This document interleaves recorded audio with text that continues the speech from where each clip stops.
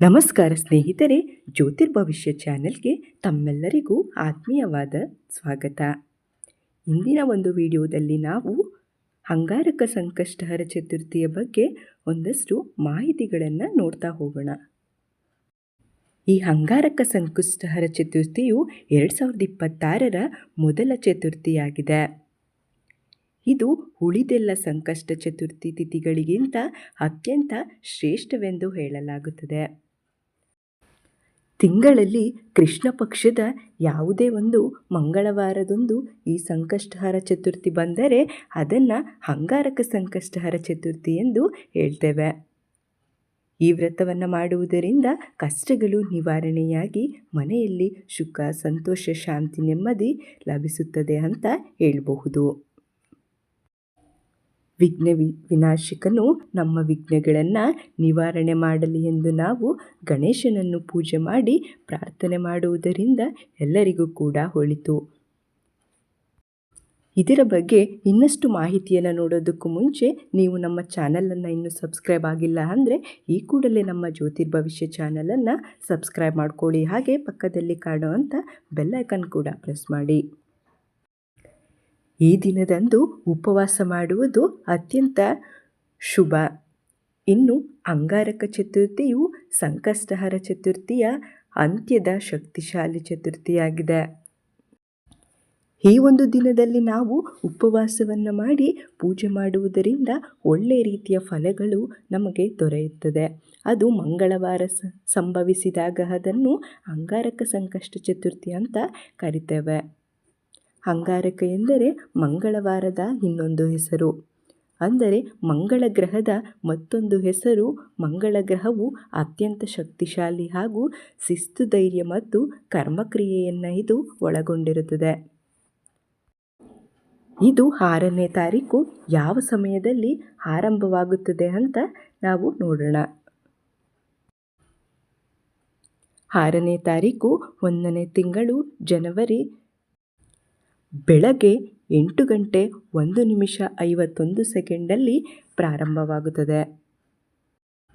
ಹಾಗೆ 7ನೇ ತಾರೀಕು ಬುಧವಾರ ಬೆಳಗ್ಗೆ 6:52:43 ಇದು ಅಂತ್ಯವಾಗುತ್ತದೆ. ಇನ್ನು ಚಂದ್ರೋದಯದ ಸಮಯ 9:22. ಈ ಚಂದ್ರೋದಯದ ನಂತರವೇ ನೀವು ಆಹಾರವನ್ನು ಸೇವನೆ ಮಾಡಬೇಕು. ಗಣೇಶ ಮತ್ತು ಮಂಗಳ ಗ್ರಹದ ಶಕ್ತಿಗಳು ಸೇರಿ ಅಸಾಧಾರಣವಾದಂತಹ ಪ್ರಬಲವಾದ ಆಧ್ಯಾತ್ಮಿಕ ಒಂದು ಶಕ್ತಿ ಸೃಷ್ಟಿಯಾಗುತ್ತದೆ. ಇದರಿಂದ ನಾವು ಬೇರೆ ಸಂಕಷ್ಟಹರ ಚತುರ್ಥಿಗೆ ಹೋಲಿಸಿದರೆ ದುಪ್ಪಟ್ಟು ಲಾಭ ಅಂತ ಹೇಳಬಹುದು.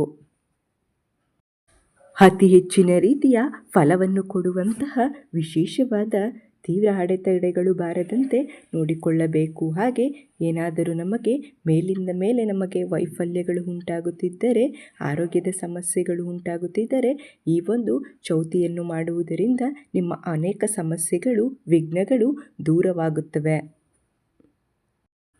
ಹಾಗೆ ಗಣೇಶನಿಗೆ ಕೆಂಪು ಬಣ್ಣದ ಹೂ ಅಥವಾ ಹಸಿರು ಗರಿಕೆಯನ್ನು ಅರ್ಪಿಸಿ ನಿಮ್ಮ ಪಾಪಗಳನ್ನು ಪರಿಹಾರವನ್ನಾಗಿ ಮಾಡಿಕೊಳ್ಳಬಹುದು.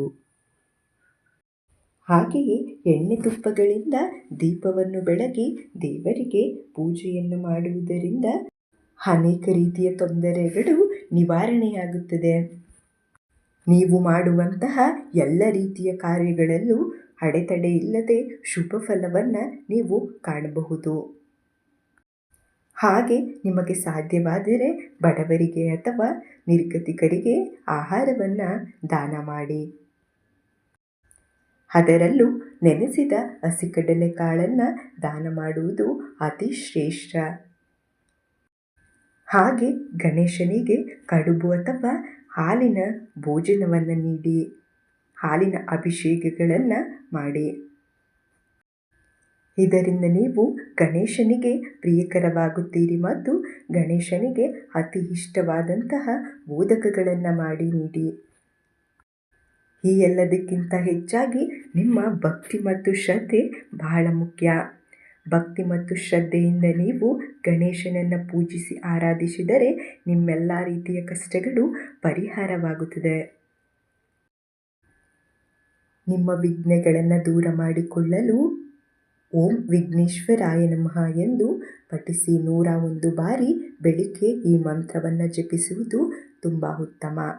ಈ ವಿಡಿಯೋ ನಿಮಗೆ ಇಷ್ಟ ಆಗಿದ್ದಲ್ಲಿ ನಿಮ್ಮ ಸ್ನೇಹಿತರೊಂದಿಗೂ ಕೂಡ ಈ ಒಂದು ವಿಡಿಯೋನ ಹಂಚಿಕೊಳ್ಳಿ.